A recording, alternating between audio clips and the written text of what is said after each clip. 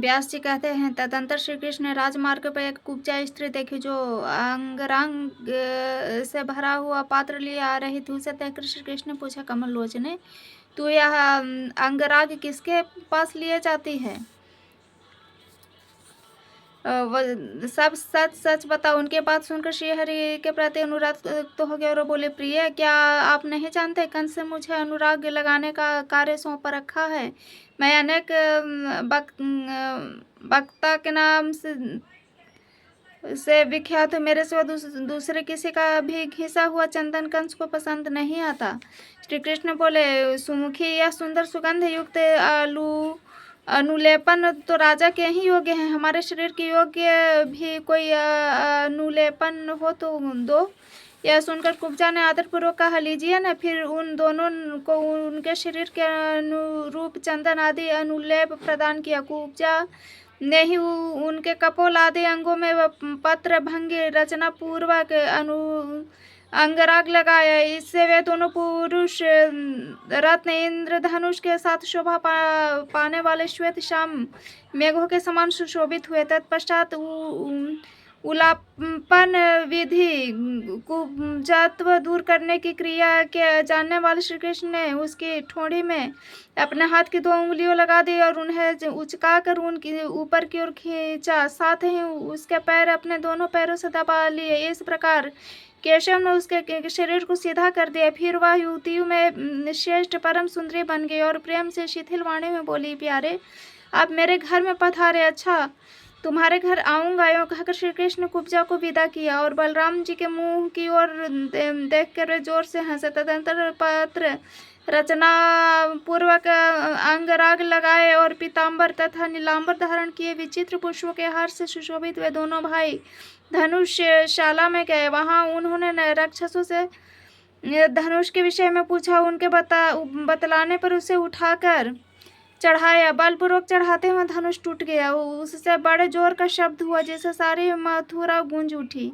वह धनुष टूटने पर रक्षकों ने उन पर आक्रमण किया। तब वे रक्षक सेना का संहार करके धनुषशाला से बाहर निकले। कंस को अक्रूर को लौटने का हाल मालूम हो चुका था। फिर धनुष टूटने का शब्द सुनकर उसने चाणूर और मुष्टिक से कहा, दोनों गोप पुत्र यहाँ आ गए। उन्हें मेरे सामने मल्लयुद्ध करके तुम दोनों अवश्य मार डालना, क्योंकि वे दोनों मेरे प्राण लेने वाले हैं। यदि उन युद्ध में उन्हें मारकर तुमने मुझे संतुष्ट किया तो मैं तुम्हारी जो जो इच्छा होगी वह सब पूर्ण करूंगा। फिर वे दोनों मेरे शत्रु हैं, अतः न्याय से अथवा अन्याय से उनको अवश्य मार डालो। उनके मारे जाने पर इस राज्य पर मेरा और तुम्हारा समान अधिकार होगा। इस प्रकार उन दोनों मल्लों का आदेश दे कंस ने हाथीवान को बुलाया और उच्च स्वर से कहा, महावत, तू कुबलया पीड़ हाथी को मतवाला करके रणभूमि के द्वार पर खड़ा रखना। जब दोनों गोपुत्र मल्लयुद्ध के लिए आवे तब उन्हें द्वार पर ही मरवा डालना। महावत को यह आज्ञा दे कंस ने देखा कि रंग भूमि में सब और यथायोग मंच लग गए हैं। तब वह सूर्योदय होने की प्रतीक्षा करने लगा। उसकी मृत्यु समीप आ गई थी। सवेरा होने पर सब मंचों पर नागरिक आ विराजे। जो मंच केवल राजाओं के लिए बिछे थे, वहां भिन्न भिन्न स्थानों के राजा अपने अपने सेवकों सहित आ बैठे।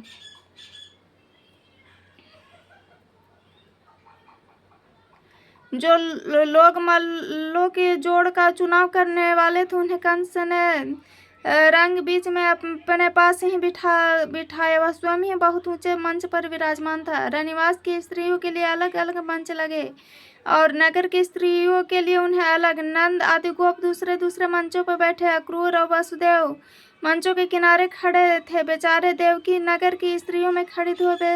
वह सोचती थी, अंतकाल में भी तो एक बार पुत्र मुँह देख लूं। इसी समय रंगभूमि में तुरही आदि बाजे बजने लगे। चाणूर उछलने और मुष्टि ताल ठोकने लगा। लोगों में हाहाकार मच गया। श्री राम श्री कृष्ण रणभूमि के द्वार पर आए। महावत से प्रेरित कुलयापीड़ नामक हाथी को मारकर भीतर घुस गए। उस समय उनके अंगों में हाथी का मद और रक्त लगे हुए थे। उसके बड़े बड़े दांतों को ही उन्होंने अपना आयुध बना लिया था। वे दोनों भाई गर्वपूर्ण लीला में चितवन से निहारते हुए उस महान रणोत्सव में इस प्रकार प्रविष्ट हुए मानो मृगों के झुंड में दो सिंह आ गए हों। उनके आते ही रंग भूमि में चारों ओर महा कोलाहल हुआ। सब लोग विस्मय के साथ कहने लगे, कृष्ण है, यही बलभद्र है, यही कृष्ण है, वे ही हैं जिन्होंने भयंकर राक्षसी पुतना का वध किया, छड़े उलट दिए और दोनों अर्जुन वृक्षों को उखाड़ डाला, जिन्होंने बालक होते हुए भी काली नाग के मस्तक पर नृत्य किया, 7 रातों तक गोवर्धन पर्वत को हाथ पर रखा और अरिष्ट, धैनुक तथा केशी आदि दुराचारियों को खेल खेल में ही मार डाला। वे ही श्री कृष्ण दिखाई देते हैं और ये जो दूसरे महाबाहु युवतियों के मन को नैनों का आनंद देते हुए लीलापूर्वक आगे आगे चल रहे हैं, वे श्री कृष्ण के बड़े भाई बलदेव जी हैं। पौराणिक रहस्यों को जानने वाले विद्वान पुरुष इन्हीं गोपाल के विषयों में यो कहते हैं कि ये शोक सागर में डूबे हुए यदुवंश का उद्धार करेंगे। निश्चय ही ये सबको जन्म देने वाले सर्वभूत स्वरूप भगवान विष्णु के अंश हैं, जो पृथ्वी का भार उतारने के लिए अवतीर्ण हुए हैं। इस प्रकार जब नगर के लोग श्री राम और श्री कृष्ण का वर्णन कर रहे थे, उसी समय देवकी के हृदय में स्नेह के कारण उनके स्तनों में दूध बहने लगा। वसुदेव जी तो मानव समीप आई हुई वृद्धावस्था को छोड़कर युवा हो गए। उनकी दृष्टि अपने दोनों पुत्रों पर ही लगी हुई थी, मानो यही उनके लिए महान उत्सव हो। रनिवास की स्त्री एकटक नेत्रों से कृष्ण बलराम को निहारती थी। नगर की स्त्रियां तो उनकी ओर से दृष्टि ही नहीं हटाती थी। स्त्रियां आपस में कहने लगी, सखियों, श्री कृष्ण का मुख तो देखो, कैसी कमल जैसी सुंदर आंखें हैं। कुवलया पीड़े हाथी से युद्ध करने के कारण जो परिश्रम हुआ, उससे वे उनके मुख पर पसीने की बूंदें निकल आई हैं। इन श्वेत बिंदियों से सुशोभित इनका प्रसन्न मुख ऐसा जान पड़ता है मानो खिले हुए कमल पर ओस के कण शोभा पा रहे हों। इस मनोहर मुख की झांकी करके आज अपना जन्म सफल कर लो। आहा भामिनी, इस बालक के वक्षस्थल पर तो दृष्टिपात करो। श्रीवत्स चिन्ह जिसकी कैसे शोभा दे रही है। संपूर्ण जगत का आश्रय है। इनकी दोनों भुजाएं शत्रुओं का दर्प दलन करने में समर्थ हैं। अरे सखी, उधर देखो, मुष्टि को चाणूर को उछलते कूदते देख बलभद्र जी के मुख पर मंद हास्य की कैसी छटा छा रही है। हाय सखी, देखो तो से ये श्री कृष्ण चाणूर के साथ युद्ध करने जा रहे हैं। क्या इस सभा में न्याय युक्त बर्ताव करने वाले बड़े बूढ़े नहीं हैं? कहाँ तो अभी वो अवस्था में प्रवेश करने वाले श्री हरि का सुकुमार शरीर और कहाँ वज्र के समान कठोर एवं विशाल शरीर वाले यह महान असुर। ये दोनों भाई रंग भूमि में अभी तरुण दिखाई देते हैं। इनके सभी अंग कोमल है और चारुण आदि दैत्यमल बड़े ही भयंकर।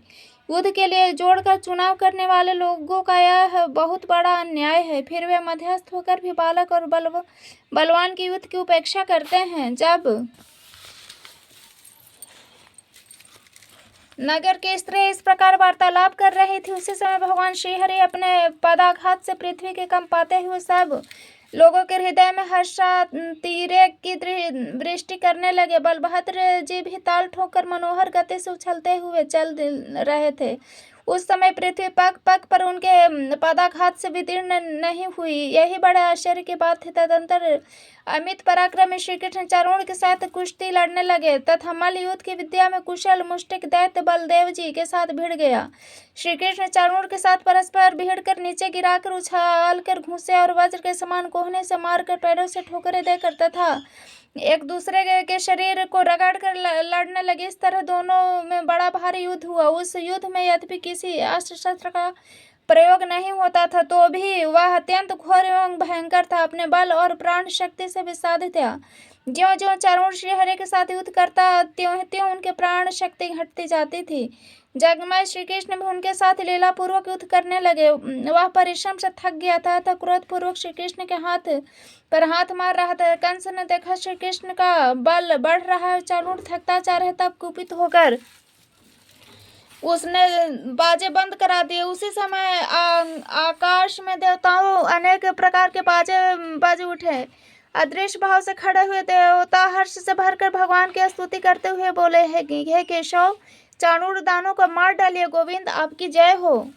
श्री कृष्ण देर देर तक चाणूर के साथ खिलवाड़ करते रहे, फिर उन्हें मार डालने के लिए चेष्टा करते हुए दैत्य को उठाकर आकाश में घुमाने लगे। घुमाते समय उसके प्राण पखेरु उड़ गए। भगवान ने उसे 100 बार घुमाकर पृथ्वी पर पटक दिया। चाणूर के 100 टुकड़े होकर उनके उससे रक्त की धारा से अखाड़े में गहरी कीचड़ हो गई। महाबली बलदेव ने जी भी उतनी देर तक मुष्टियों के साथ लड़ते रहे। अंत में उन्होंने भी उस दैत्य के मस्तक पर मुक्के का प्रहार किया और छाती में घुटने से आघात करके उन्हें पृथ्वी पर गिरा दिया। फिर अपने शरीर से रगड़कर उसका कुचूमर निकाल दिया। उसकी जीवन लीला समाप्त हो गई। तत्पश्चात श्री कृष्ण ने पुनः महाबली मलराज तोषण को बाएं घुसे की चोट से मार गिराया। चाणूर मुष्टिक तोषण के मारे जाने पर शेष बलवान भाग खड़े हुए। उस समय श्री कृष्ण और बलभद्र रंग भूमि में समवयस्क ग्वाल बालों को साथ ले हर्ष भरकर उछलने कूदने लगे। यह देखकर कंस की आंखें क्रोध से लाल हो गई। उसने अपने सेवकों को आज्ञा दी, इन दोनों ग्वालों को बलपूर्वक रंगशाला से बाहर निकाल दो। पापी नंद को भी पकड़कर तुरंत बेड़ियों में जकड़ दो। वसुदेव को भी उसकी वृद्धाता का विचार न रखते हुए कठोर दंड देकर मार डाले। ये जो ग्वाल वाले श्री कृष्ण के साथ उछल रहे हैं, इन सब की गवें छीन लो और इनके घर में जो कुछ भी धन संपत्ति हो उसे लूट लो। कंस के इस आदेश को देते देख भगवान मधुसूदन हंस पड़े। उछलकर मंच पर चढ़े। राजा का मुकुट पृथ्वी पर गिर पड़ा। श्री कृष्ण ने उसके केश पकड़ लिए और उसे पृथ्वी पर गिराकर स्वयं भी उसके साथ कूद पड़े। वे संपूर्ण जगत का भार लेकर उसके ऊपर कूदे थे, इसलिए उसके प्राण निकल गए। उग्रसेन को कुमार राजा कंस संसार से चल बसा। मरने पर फिर श्री कृष्ण ने उसके मस्तक के बाल पकड़कर उसके शरीर को रंग भूमि में घसीटा। कंस के पकड़े जाने पर उसका भाई सुनामा क्रोध में भर कर आया, किंतु बलभद्र जी ने उसे खेल में ही मार गिराया। मथुरा का महाराज कंस श्री कृष्ण के हाथ से अवहेलना पूर्वक मारा गया। यह देख रणभूमि में आए हुए सब लोग हाहाकार करने लगे। तदंतर श्री कृष्ण ने शीघ्र जाकर वसुदेव और देवकी के चरण पकड़ लिए। बलदेव जी ने भी उनका साथ दिया। वसुदेव देवकी ने श्री कृष्ण को उठाया। जन्म काल में उन्होंने जो बातें कही थी उन्हें याद करके वे स्वयं ही प्रणाम करने लगे। वसुदेव जी बोले, देवेश्वर आप मुझ पर प्रसन्न होइए। प्रभु आप देवताओं में सर्वश्रेष्ठ हैं। केशव आपने हम दोनों पर कृपा करके ही हम दोनों का उद्धार किया है। हमारे आराधना करने पर भगवान ने जो दुराचारी दैत्यों का वध करने के लिए हमारे घर में अवतार लिया, इससे हमारा कुल पवित्र हो गया। सर्वात्मन आप ही संपूर्ण भूतों के अंत हैं। आप में ही सबका लय होता है। आप समस्त प्राणियों के भीतर पर विराजमान हैं।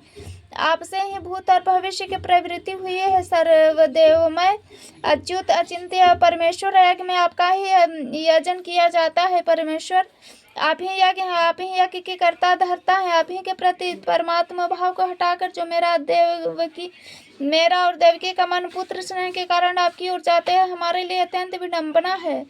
कहाँ तो आप संपूर्ण भूतों के कर्ता हो, अनादि और अनंत परमेश्वर हो, कहाँ हमारे इस मानव जिह्वा का आपको पुत्र कहकर पुकारना। जिनके भीतर समस्त चराचर जगत प्रतिष्ठित है, वे किसी मनुष्य से कैसे उत्पन्न हो सकते हैं? किसी नारी के गर्भ में कैसे शयन कर सकते हैं? जगन्नाथ, जिससे यह संपूर्ण संसार उत्पन्न हुआ है, वे आप माया के सिवा किसी युक्ति से मेरे पुत्र हो सकते हैं? परमेश्वर आप प्रसन्न हो, इस विश्व की रक्षा करें। आप मेरे पुत्र नहीं हैं। ईश ब्रह्मा से वृक्ष पर्यंत संपूर्ण जगत आपके से ही उत्पन्न हुआ है।